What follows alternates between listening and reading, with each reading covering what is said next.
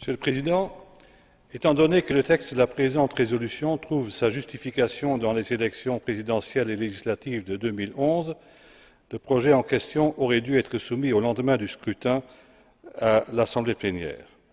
Toutefois, malgré ce retard, les dérives observées au niveau du fonctionnement des institutions ainsi que du processus électoral restent pertinentes et appellent une réaction de notre part en vue de prévenir que pareille situation ne se reproduise. Le premier test de crédibilité dans un proche avenir sera la tenue des élections provinciales, urbaines, municipales et locales qui s'échelonnent sur un agenda allant jusqu'en 2014. Cet agenda a été défini et confirmé ce 6 juin 2012.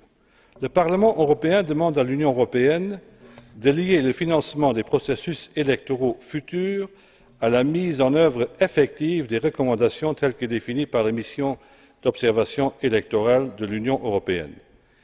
Il y a lieu de maintenir cette exigence avec d'autant plus de fermeté que les élections de 2011 se sont déroulées de façon beaucoup moins satisfaisante que les précédentes élections, pour dire le moins.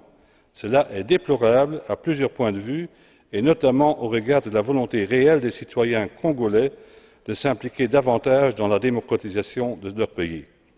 Le pays régresse alors que les citoyens veulent participer au redressement de leur pays.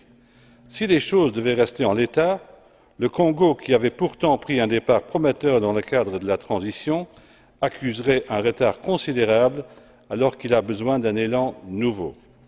Nombre de pays africains ont déjà montré que la démocratisation peut fonctionner.